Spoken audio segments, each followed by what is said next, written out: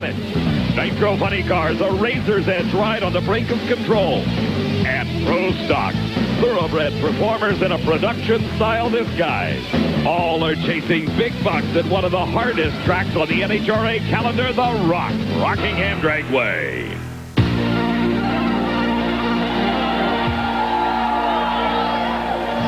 This has been a weekend to remember here in Rockingham. Great crowd, huge overflow crowds all 3 days of the Winston Select Invitational, and one of the big reasons, the great weather. Lots of sunshine and warm temperatures. Hi, everybody. I'm Dave McClelland, and welcome to the Winston Select Invitational. There's lots to do in the state of North Carolina and more in Richmond counties particularly. Of course, everybody enjoys golf, but rarely do you have the opportunity to pay homage to a king. That's just what John Force did to the co-grand marshal of this event, Richard Petty. Of course, there's lots of racing stories, too. For all the action in Top Fuel, here's Steve Evans. Folks, in the Chinese culture, it's the year of the rat.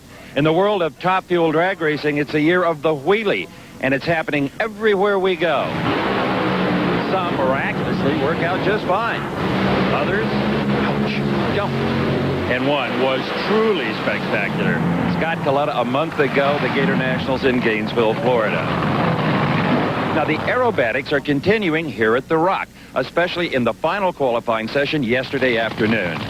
The conditions were perfect. The air cool, a little cloud cover, and the racers had loaded their machines up for a $10,000 bonus to the car that would start on the pole. Kenny Bernstein, up, down, broken front wheels and A-arms, otherwise okay.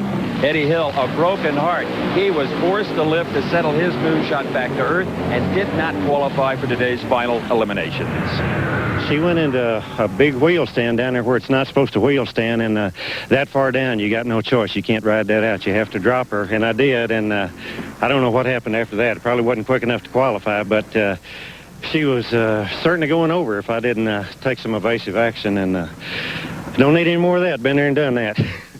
So who got the $10,000 in Top Fuel for the number one spot? Blaine Johnson with a brilliant 469 in Friday night session. Under the lights, the fans loved it, and they think he's the number one pick to win here today. Mac, let's go. Steve, our die-hard qualifying field shows us a very special select 8-car field headed by Blaine Johnson. Shelly Anderson, number 4 at a 480. Bob Vandergrift Jr. made one run at a 502, and it was costly. Engine damage prevents him from making eliminations. Mike Schmidt comes in his place. That's the good news. The bad news is he's got to run the top guy, Blaine Johnson. Here we go.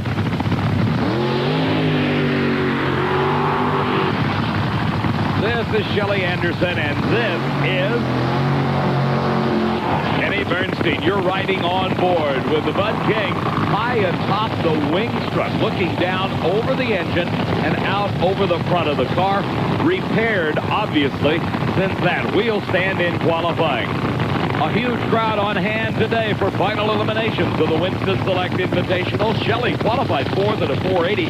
She did not compete here back in 1995. Kenny Bernstein qualified 5th. He had a 485. In round 1, he lost to Cory Mclennan back in the 1995 Winston Invitational. Bernstein, this season, having divested himself of all of his previous racing operations, including his Winston Cup team and his IndyCar team, is concentrating on drag racing, and it is paying off. Though this race does not award Winston points, Kenny is currently the leader in the Winston points chase in Top Fuel.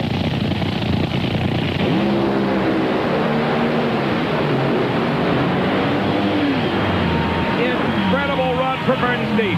4.67 seconds. His speed 298 miles an hour. He won't worry much about the engine damage. That is the quickest run in the history of Rockingham. The wheels were up just a little bit off the starting line as we look again in replay and watch Shelly lose traction. She backpedals a couple of times, but she could not recover as Bernstein just drove away on one great drag racing path. Steve? Kenny, this is going to surprise even you.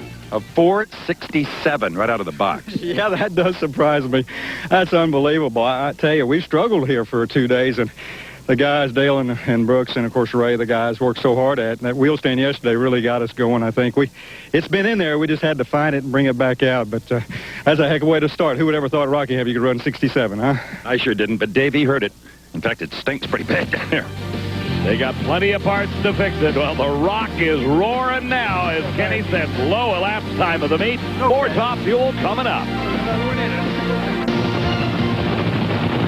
We're back in Top Fuel Racing. Remember, it is only an 8-car field. 4 pairs in round number 1. In the lane nearest our camera is the 1995 Rookie of the Year, Larry Dixon, at the wheel of the Miller Lite car. Larry qualified in the number 3 spot with a great 473.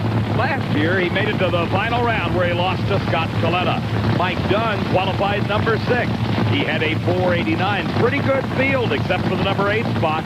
Dunn lost to Larry Dixon in the semifinals last year. So a bit of a rematch here, and for Dunn, an opportunity to get even on behalf of his sponsor, Mopar, and his car owner, Daryl Quinn. The work by the crew chief's over. It is all up to the drivers at this point. Both Mike and Larry staging carefully. Dixon by a car length over Dunn, 480 at 291. Right now, let's go to the pits for a quick update on what's happening from Steve. There's an engine change going on in the Kenny Bernstein pits, but that is not as big a deal as you might think. They're changing only the short block, the cylinder block, rods, pistons, crankshaft, camshaft. Everything that really makes these cars perform will be the same as it was on the 467 run. The supercharger, the fuel system Ray Alley is working on, and the all-important magnetos. This car should still run very strong. Not a big deal to change the engine. It'd take about 2 weeks where I get my car serviced. But it's commonplace in the sport of NHRA Winston Championship drag racing. 90 minutes, give or take a few, to get a complete engine change in the frame rails. Here is Cory Mclennan. Cory Mac qualified number 2 at a 472, 303 miles an hour. Last year he lost to Scott Coletta in the semis. This year his round 1 opponent will be the number 7 qualifier, Jim Head. His qualifying time was a 493 at 282, and believe it or not, he also was defeated in 1995 by Scott Coletta, except he was the first round victim a year ago. That's Lee Beard, the crew chief for Cory Mclennan, waiting to make sure that Head was ready to approach the staging beam.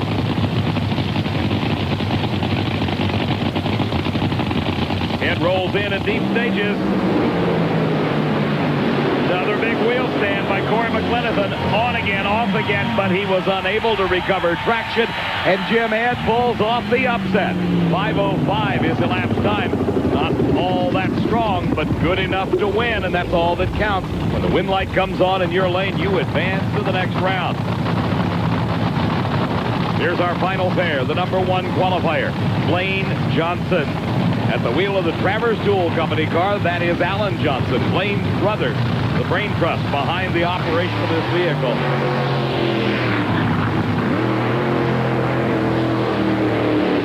The opponent for the top qualifier is Mike Schmidt. Down at the far end of the racetrack, Steve's had a chance to catch up with our most recent winner. This team needed to see a win light, and you got one. Finally, Steve, thanks. What did it run? 5:05. That isn't very good, but we'll take it either way we can get it. Cory Mac, we talked about wheel stands being a problem, and I think that was your demise. Well, I started shaking the tires. I was getting ready to smoke them. I had to pedal it, but you can't go straight when the front is in the air. We just do what we can, and Jim won. He owes me. Oh, he'll pay you back someday, Jim. No doubt about that. Blaine Johnson has had an incredible string. This season, he is already qualified in the number 1 spot 3 times on the Winston Trail here. He ran 469, but lost a year ago to Larry Dixon in the first round. Mike Smith came in as the alternate for Bob Vandergriff Jr. He actually had qualified number 9 at a 5:06. Here is why Bob Vandergriff in the Jerseys car did not make the field. In Friday's qualifying, a giant engine explosion. The shrapnel and debris blew the tire. The force of the explosion was so strong, it damaged the top frame rail on the car, and they had to return to their home base in Alpharetta, Georgia, to get the car repaired in time for the next race. They unable to answer the call under race conditions today. So, Mike Smith at the wheel of his dad's Top Fuel dragster. Paul Smith operating a nitro drag racing school, one of the cars. Mike, no match for the top qualifier. Johnson runs a great 476 at 295. Smith, better than his qualifying time, had a 502 at 246. So that sets up our final four. It is the two quickest cars, Blaine Johnson and Kenny Bernstein, to meet, with KB getting the lane choice. The other side of the ladder finds Dixon picking his lane over Jim Head. The Pro Stock headed towards the staging lane. Good indicator. That's what's coming up next here on ESPN Speed World. Back to the Winston Select Invitational presented by Castrol. The engine change continuing in the Kenny Bernstein dragster. That's the new one going in. Back in the staging lanes, our Pro Stocks are getting ready to go. And Steve Evans is down there with them. Unlike the 8-car fields in Top Fuel and Funny Car, Pro Stock is Sweet 16. And you talk about some upsets in earlier competition. Let's take a look at round number 1.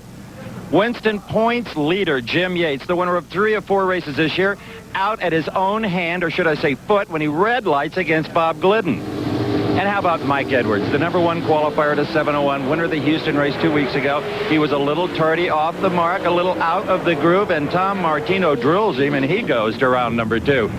But the crowd's favorite winner in round number 1 had to be North Carolina native Ricky Smith. He's been a little dormant the last couple of seasons, but Ricky is back. Billy Huff red-lighted, but still Ricky runs an outstanding 706. That's a pretty good run. It got a little loose in the middle. You know, that pollen out there is falling right now. It looks like a dirt road, but we're getting it blowed off. It's a good run. Hey, I know Billy's going to be tough. He took a shot. I'm just glad I won. Now, Ricky's next opponent will be Ray Franks coming up in just a moment. But if Ricky Smith can win this entire race today, the concrete grandstands won't be strong enough to support the screaming crowd. Mac? Steve, let's take a look at the die-hard list of qualifiers, all 16 of them, with Mike Edwards at top, as Steve told you, at a 701. Bob Glidden was number 8. Jim Yates, the best he could muster, number 9 at a 703. Tom Martino, the upset winner in the first round, advances to race Glidden in round number 2. It's Smith and Franks, as Steve pointed out. The other side of the ladder, Kurt Johnson against Steve Schmidt, Warren Johnson against Chuck Harris. We are into round number 2 competition, and here is our first pair. The winningest driver ever in the history of drag racing, Bob Glidden, is having to confront the hottest rookie on the circuit today, Tom Martino. Now, there was a little bit of disparity between their qualifying positions, but it may not make much difference now. Glidden qualified number 8 at a 703. Last year, he lost to Scott Jeffrey on in the semis. Tom Martino qualified 16th. His time, a 705. He did not compete in Pro Stock last year. In fact, this is his rookie season at the wheel of a Pro Stock car. Tom Martino filled the bottom position of the quickest field in the history of drag racing. Only 46 thousandths of a second separated Martino at 16 and Mike Edwards at number 1.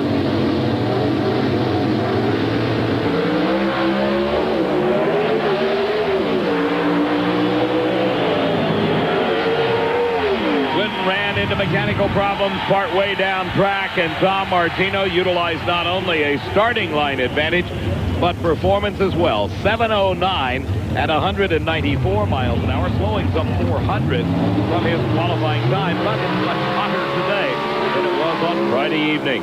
The next pair, crowd favorite Ricky Smith, heating up those huge Goodyear tires in his Carrier air conditioning car out of the Troy Humphrey racing team. This is a brand new 96 Pontiac Firebird. His opponent, Ray Franks, at the wheel of the Franks and Haas Oldsmobile Cutlass. Ray's partner, Jerry Haas, one of the better-known chassis builders in Pro Stock racing. Ray qualified number 5 at a 701. He did not compete here a year ago. Ricky Smith, number 4, with a great 7.016, 2 thousandths of a second quicker than Frank in qualifying. Ricky lost to Larry Morgan in the first round a year ago. All right, the burnouts are over, and both drivers now approaching those staging beams that stretch across the starting line. As the front wheel rolls into the initial beam, it turns on the light at the top of the tree. That indicates the car is about 6 to 8 inches away from the actual starting line. And that beam is activated as the car rolls forward and turns on the second light. Franks is in. Smith's got to take it his time. We got a little staging battle. He's in.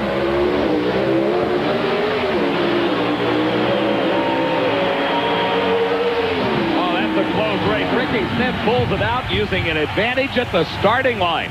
7:08, the winning time at 194 miles an hour. Franks was there. Elapsed time-wise, he had a 7:07, but lost at the starting line. Why? Because Ricky Smith left before Ray Franks, and he caught a green light in doing so. He was about 0.03 of a second quicker in his reaction time. Ray made up a lot of it in the elapsed time wars, picking up nearly 0.02 of a second, but it was not quite enough to make the difference at the finish line. Here in our replay, there's the margin of victory. Ricky Smith, the winner. Hey, Ricky, you had the starter looking at his watch on that stage. Well, I got messed around a little bit at Houston, and I'm not mad at anybody. It's just I'm going up and race, and when I was good to people, seemed like everybody liked me. So I'm just turning around and driving my race, and they don't like the way I drive, and I guess I just have to go back like we used to. But you know, it seems like when I try to be nice, Steve, they get on me, so fair game. They don't call him Tricky Ricky for nothing. So Ricky Smith and Ray Franks offering congratulations, condolences, and a little smile here and there. More racing from the Rock coming up next. Sunshiny day here in North Carolina for the Winston Select Invitational. Earlier, we took a look in Kenny Bernstein's pit area. Now here's Steve with Blaine Johnson. All through qualifying, Blaine Johnson has controlled the tempo of this race until first round. Blaine, you slowed down to a 476 against Mike Smith. What, you've lost lane choice to Bernstein. What about it? Yeah, we were kind of worried about that. Bernstein had to go after it for first round. He had nothing to lose at that point. Shelley been running better than him all week, so he loaded it up and he went for it. So, you know, we had a slower car to race in the first round, and we just wanted to get by first round. We knew it would run good, but we knew we didn't have enough power in to run a 77 or 67 after he ran that. So we just went out and did our own thing. We'll hop it up for this run. Hope the lanes stay the same. Good luck. And I'm sure he's hoping he doesn't see another 467 out of Bernstein. That is Kurt Johnson, the younger half of the Johnson Racing family operation. His opponent is Steve Schmidt. Pro stock has turned into a rather interesting category, one with a lot of parity caused by engine suppliers. A lot of the racers are building engines and supplying them to other competitors. The Johnsons, though, they race their own equipment and they keep it to themselves exclusively. Steve Schmidt, one of the premier suppliers of power plants. Earlier, Steve took a look at Pro Stock racing engines. Now, what could a Steve Schmidt-built Pro Stock engine possibly have in common with the engine under the hood of your street car? An air pollution control device, commonly called a smog pump. Yeah, you don't take them off for better performance, you utilize them. And that's that piece right there, belt-driven. Now, it scavenges through the oil pan, creating more vacuum and causes the rings to seal tighter against the cylinder walls. Hey, Big Mac, you're the licensed Pro Stock driver. What about that? Steve, that's why I'm the driver and Steve Schmidt builds racing engines. Kurt Johnson, great show here. Qualified in the number 2 spot with a 7:01 at 196. Lost to Mark Powick in round 1 a year ago.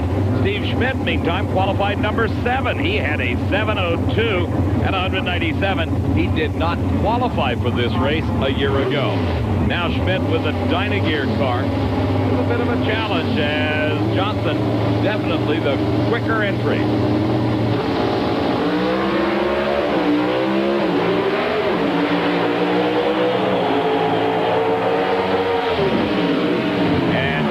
Keeps pace at a 7:05, 195-mile-an-hour run. As we watch again in replay, look at these cars work. When they let the clutch out, a very slight rise to the front end. These cars are not plagued with a giant wheel stand like we've been seeing in our top-fuel dragsters. If they sort of settle down as they should, it's really a fairly easy drive down track.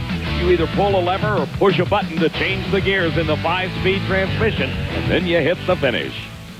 Hi, Kurt. I'm Steve Evans. In case you'd forgotten. I didn't even recognize you. It's been a while. It's been a long time, you know. 7:05. It's good in the heat. You know, we've been struggling all year long with these Delco battery Pontiacs, but I believe they're finally coming around. What about you and your daddy? The same side or opposite sides of the ladder? Same side. If he wins this round, we'll race in the semifinals. That's always a good one. Steve, you're right. That would be an interesting matchup, but for Warren Johnson, he's got one stumbling block, and that is Chuck Harris in the near lane in his own Pontiac Firebird. He runs out of the Maskin Yates engine camp and qualified in the 11th spot with a 7:04. He lost to George Barnell in round 1 a year ago. WJ, number 3 qualifier, right behind his son, a 7:01. He lost to Larry Morgan in round number 2 here at the Rock a year ago. These are highly sophisticated race cars that start life as an original body from the factory. But there is a lot of composite materials, particularly in the fender, the hood, the deck lid, Lexan replacing the glass. The sophistication comes in the suspension systems, both front and rear. 500 cubic inches, 2 4-barrel carburetors, and racing gas.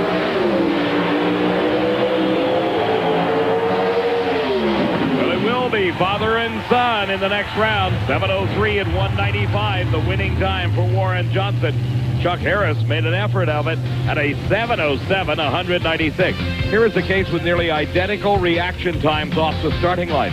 They try to plant those huge tires, get very little, if any, wheel spin, absorbing a lot of the power. Pro stock engines making about 1,200 horsepower plus out of 500 cubic inches. Here you see the difference 4/100ths of a second makes, about 3/4 of a car length. So Ricky Smith and Tom Martino will be 1/2 of our final 4. The father and son team of the Johnson & Johnson camp will go at it on the other side of the ladder. Steve? Things are starting to come your way, WJ. It's about time. A 7:03, you got lane choice over your kid. 03, I have to race my own car, too, on top of it? Good God. You can control that destiny if you want to. No, we've never done that. Not going to intend on doing that. We want to cheat the fans out of what they've paid to see. This has not been the best of seasons for Warren Johnson. He has yet to win on the national event trail and has to race his son in the next round. Big crowds enjoying the pit area here at the Rock. We're coming back with more action. This time it'll be Funny Car. Welcome back, everyone, to Rockingham Dragway and the 8th Annual Winston Select Invitational. It has turned out to be a rather hot day here at the Rock, and as a result, it has affected some of our competition. I'm Dave McClelland, along with Steve Evans. We've had a lot of excitement in round 1 of Funny Car. Let's take a look at what happened. The number 2 qualifier Cruz Pendragon in the McDonald's Pontiac against the Smokin' Joe's Mustang. Whit Bazemore had qualified 7th. He was sharp on the lights, but smoked the tires. No record times here. The Funny Car's having problems getting a hold of the lane. Also in round number 1 action, the other half of the Racing Pendragon brothers at the Rock this weekend. This is Tony and the John Force Team Castrol car. He wasn't as fortunate as Cruz. He went up in smoke, losing to Del Worsham. Tony's boss man, John Force, at the wheel of the other Castrol car, had the best elapsed time of 5:14. His opponent, Tom Hoover, lost traction. The Funny Car's really having problems spinning the tires. Maybe Steve has an explanation. Now, why are the top fuel dragsters running at almost a record clip here at the Rock, and the Funny Cars are skating around like Christy Yamaguchi? Number of reasons. One is wheelbase. They don't have the weight transfer of the 300-inch dragsters. Another thing, the engine mass in front of the driver instead of behind and closer to the rear axle for more traction, more weight over the rear end. They're difficult to control. Ask Dean Scusa. In round number 1, he hit the centerline cones and damaged his Pontiac. He claims the cones hit him, but we're not buying that. The biggest reason is back here. The Funny Cars do not have the tall, adjustable wing for downforce. They only have this fixed spoiler, tightly regulated by NHRA. They can't change it round to round or race to race. All in all, they're a handful. Steve, sometimes more than that, and John Force knows better than most. He'll race Del Worsham in the final 4, the other half of the ladder. Cruz Pendragon against Al Hoffman. That's who we're looking at right now. Hoffman, with his wife Helen, dropping the body down over the front of the car. These are composite bodies, but they can be damaged if they hit one of those styrofoam blocks that hold the reflective devices for the timing systems, particularly if you whack them out in the middle of the racetrack at about 250 miles an hour.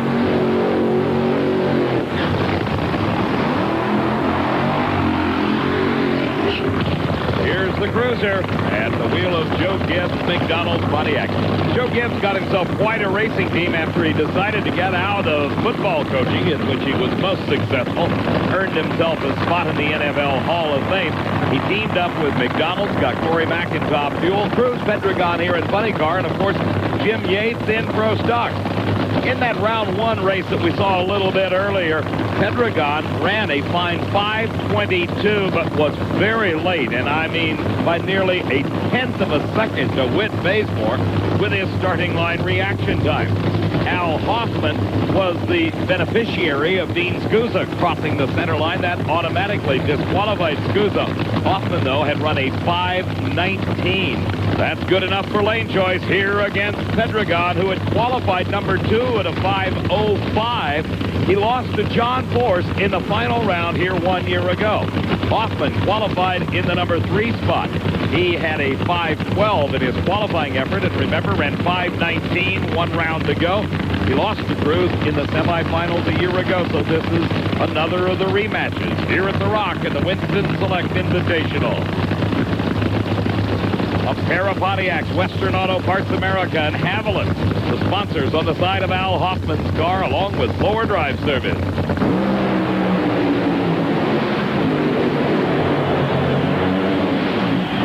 Well, Al Hoffman just earned himself some bragging rights there. A 5:16 at 293 to Pedregon's 5:18 at 292 miles an hour. One of the better funny car races all season long. A bit of revenge, if you will, for the defeat a year ago at the hands of Cruz. Hoffman's got to be jubilant after this win. Boy, that was a honey of a drag race, 16 to an 18. Yeah, I've been having trouble leaving on time. I guess I left on time that time because, I mean, we're close races like that. I didn't see him after half track. You may get a shot at Force. Both of you have won this race 2 times in the past. Well, that'd be a neat drag race for the fans and everybody, but don't ever count out Del Worsham. That kid's flying now. Al Hoffman sounds just like John Force. When they are talking about Del Worsham, they're referring to the young man at the wheel of the car in the lane nearest the camera. This is quite a team. Del, who has never driven anything but a nitro-burning funny car or top fuel dragster, along with his dad, Chuck, have limited sponsorship help. The Worsham and Fink team with the Texas Stagecoach involvement. There's a young man, though, that has brought some added expertise. Earlier, Steve took a look at the whole team. No one has to tell Chuck Worsham how hard it is these days to run a nitro funny car without major sponsorship. He's got the bills to prove it. He and his son Del have been such a good combination. Rookie of the year a few years ago, won a couple of national events, but they've been struggling until about a month ago. Until that man, Cory Lee, working on the clutch, came on board. They're running in the teens. A semifinal at Houston, running well here. That could be their newest speed secret. Running well is probably an understatement for the Worsham and Fink team. Del qualified very well, actually in the number 5 spot with one of those teams, a 5:14 at 289. He did not qualify a year ago. John Force easily outdistanced the field. He had a 5:05 and speed of 301 miles an hour. He is the defending Winston Select Invitational champ.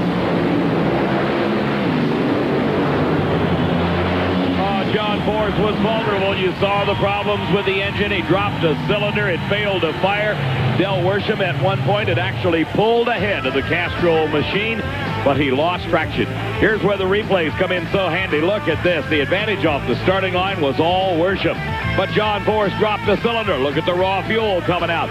Watch the injectors on Del Worsham's car. Look at that. He flashed them on and off. That was when he got off the throttle. That's what cost him the win, as John Force went ahead into the final round. Oh, what a rivalry this is. Force and Hoffman.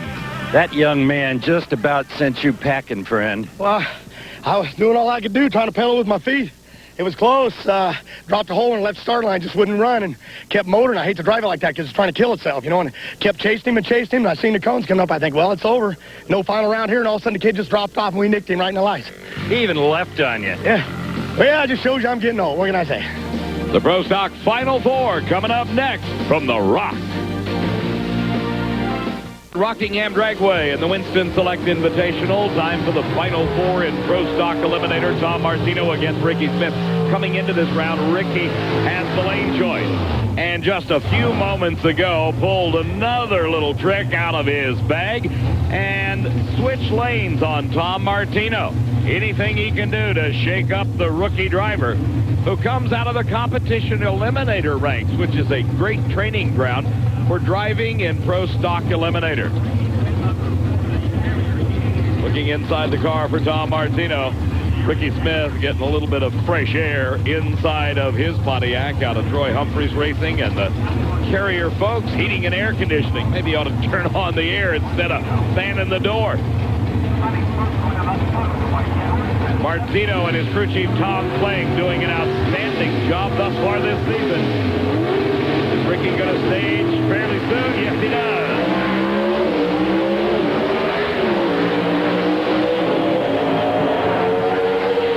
What a run for Tom Martino. Not only did he have better performance, 7:09 at 194 to Ricky's trailing 7:10 at 194, but he had the starting line advantage.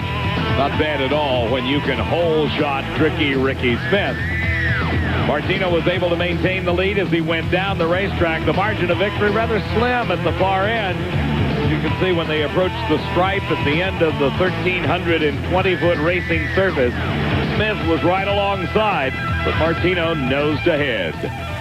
Tom, Ricky tried every trick in the book. Last-minute lane change, everything. He's been around a long time. And, you know, you have a lot of respect for all the pro stock guys, but last year we went 77 rounds in comp, and it doesn't much matter. I just, whatever lane they put me in, I'll just do the best I can. Great driving. Thank you. 77 rounds in competition eliminator.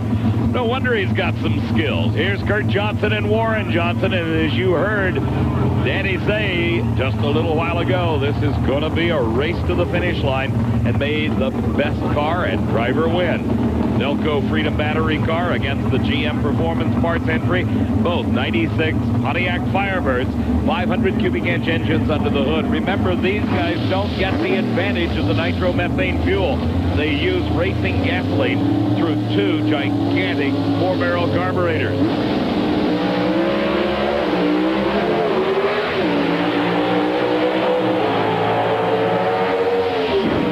This may soothe some of the pains that Warren Johnson has experienced all year long, as he has not yet won a race. 7:05 at 194. He whipped up on his kid, but Kurt had the advantage off the starting line in the near lane by nearly 200ths of a second. Only problem is, the car slowed to a 7:11 at 195 miles an hour. More than likely, with that kind of speed carried at the top end, spun the tires just a little bit in the middle of the track. Wife and mother Arlene Johnson celebrating. WJ in the final. He has lane choice over Tom Martino. Well, Pop, good job. Well, all that matters is we won. That's 4 rounds we got to go to get 3 rounds to get to the final. I wonder if we brought enough gasoline to spark plugs for this thing. It's been so long. They're having fun with their newfound success. 7:05. So now Warren Johnson has finally made it to a final round. Al Hoffman is in the finals. His crew led by Tom Anderson, getting the Western Auto car ready. Top Fuel Final 4, that's next. Dragway hosting the Winston Select Invitational. This is one of the 4 remaining cars in Top Fuel Eliminator. Larry Dixon at the wheel of Don Prudhomme's Miller Lite car.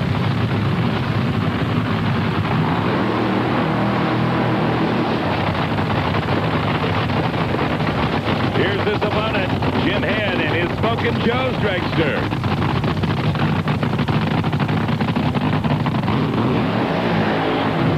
Now let's go back to Al Hoffman's pit area and see. Moore says you're scaring him. Are we seeing a kinder, gentler Al Hoffman these days? Sure. It's only going to last a few more minutes till we get up to the starting line, though. You seem a lot more laid back, taking things, rolling with the punches. Well, yeah, I mean, maybe I was taking this a little too serious in the beginning, but we got to have some fun with it. This race especially, you know, we come here to have fun. We've been in the final the last 2 races, so I think we're getting back on track with not only the way that I've been driving the car, but the whole morale of the team has kind of changed and picked up, and, you know, I'm pretty excited. I've been working with Roy Hill for the last 3 weeks, and it seems to have made a difference. Roy Hill, the operator of the drag racing school here at Rockingham. In fact, the location where I got that pro stock license that Steve referred to just a little bit earlier. So Larry Dixon in Don Prudhomme's car in the far lane has the chance now to advance to the final. The only thing standing in his way is the object of all the rooting section from the folks from R.J. Reynolds. Jim Head.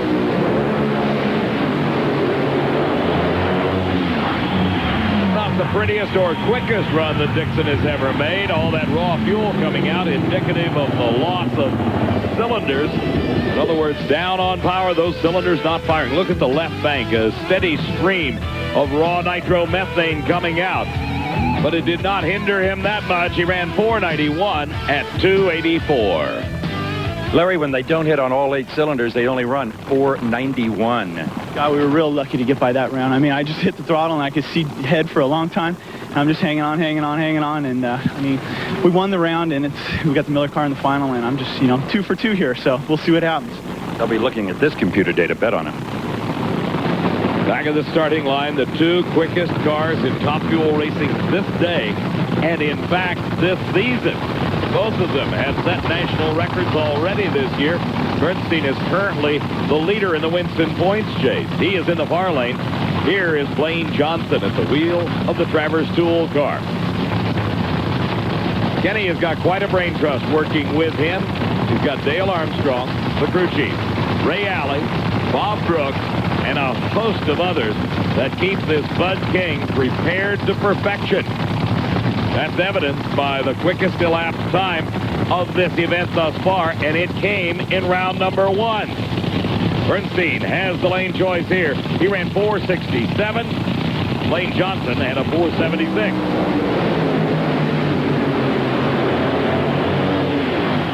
The old bugaboo of a drop cylinder got KB that time. You saw it again on the left-hand side, just like Dixon. But Blaine Johnson had another 470. This one a 479 at 291. As we watch again in replay, focus your eyes on the red and white Bud King in the far lane. There you see raw fuel starting out. It comes in our second camera angle, a much better view of it. There you see the drop cylinder, somewhere in the neighborhood of 700 horsepower loss, enough to slow him and lose the race. The finals in Top Fuel, Blaine Johnson against Larry Dixon. Blaine will get to pick the lane. Steve? Very, very smart. 479, all you needed. Boy, we actually tuned it up to run a lot faster than that, especially what Bernstein did the last run. But, sometimes these things don't do what you tell them to do. And now you're back with lane choice in your corner. Oh, yeah, that's good, We weren't exactly sure what was going to happen for the second round, the heat out here and everything. But, we owed these guys one from the last race, and we lost ourselves at that race. But, it's good to get even score up. You know what they say about paybacks. Blaine's a happy guy. He's headed to the finals. So is John Force, the driver of the Castrol Funny Car. More action coming up next from the Rock. Pro Stock Finals will pit a pair of Pontiacs. Warren Johnson in the far lane, the GM Performance Parts Firebird, Tom Martino in the near lane. That's Tom giving a nod of the head saying he's ready. Drops the clutch to start his burnout. Back in the Larry Dixon pit area, Steve Evans is caught up with crew chief Wes Cerny. In the semifinals, Larry Dixon's car fell off dramatically because it dropped cylinders. Crew chief Wes Cerny, you got to fix that. What do you do? We're going to try and fix it. We're going to take some fuel volume away from that particular cylinder. Hopefully that'll let the heat stay up and it'll keep firing that fuel. And how do you do that? We're going to do that by reducing the nozzle size here. This little nozzle that I have in my hand will reduce the hole size by about 5 thousandths. That'll take some fuel volume away from it, and hopefully it'll stay lit. Good luck. Thank you. Incredible amounts of fuel run through those nitro motors. The pumps will pump over 60 gallons a minute. Here's WJ trying for his first win of the season. The first win ever would be the accolades going to Tom Martino should he end up the victor.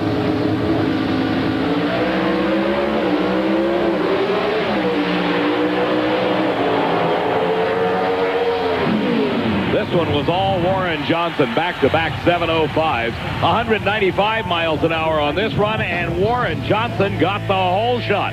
Watch this, by 200ths of a second, he was out on Tom Martino, who turned a 716 at 191. For WJ, one of the better reaction times he has had in his career, 426.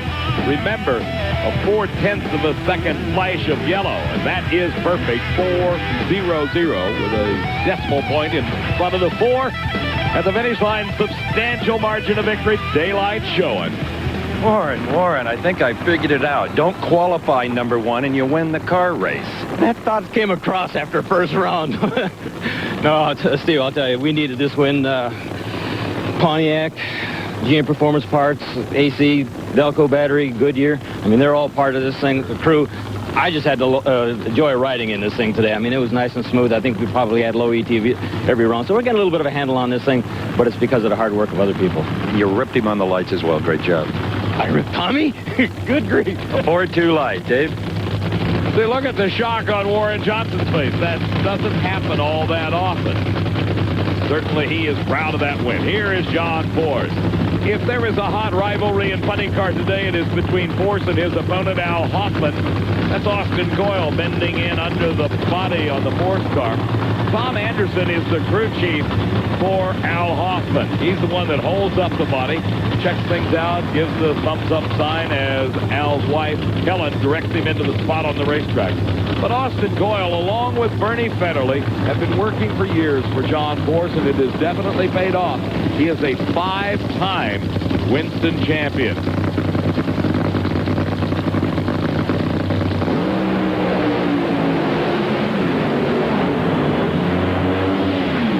Using up some parts in the pilot chute. Pops off the back of the parachute. That's what's laying out on the racetrack. So Force was able to take the win and still save the race car. Lots of strange flames coming out at about the 1,000-foot mark. Look at the lead. Hoffman was behind at the starting line and never could catch up. Great race elapsed time-wise.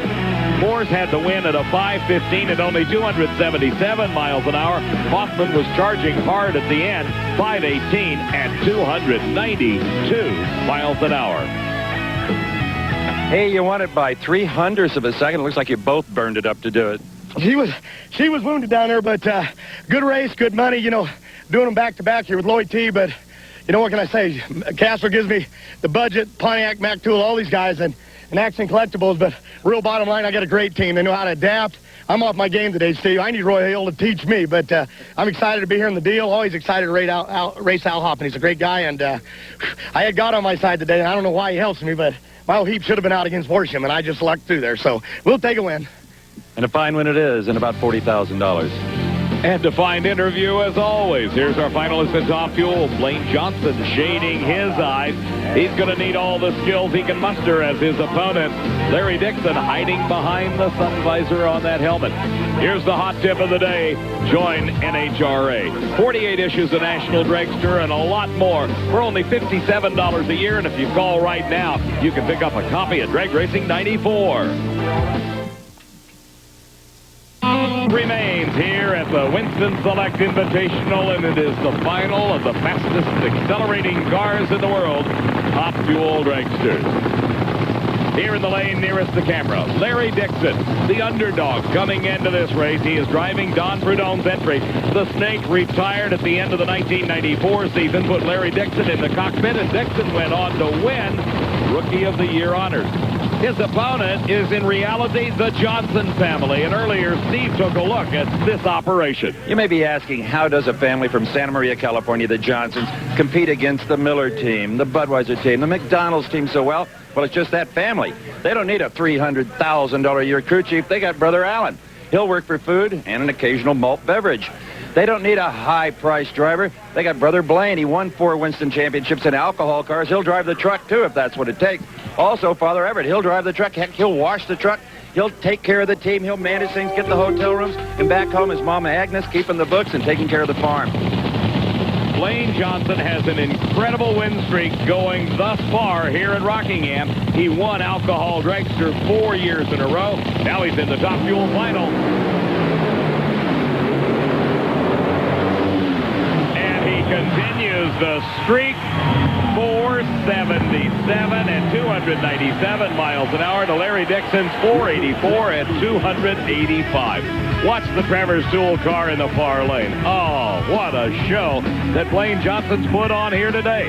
All 3 runs and eliminations, most consistent in the 470 range. Allen tuned this one to perfection. That's the victory. Well, Jesse James, you came here to rob the bank, and you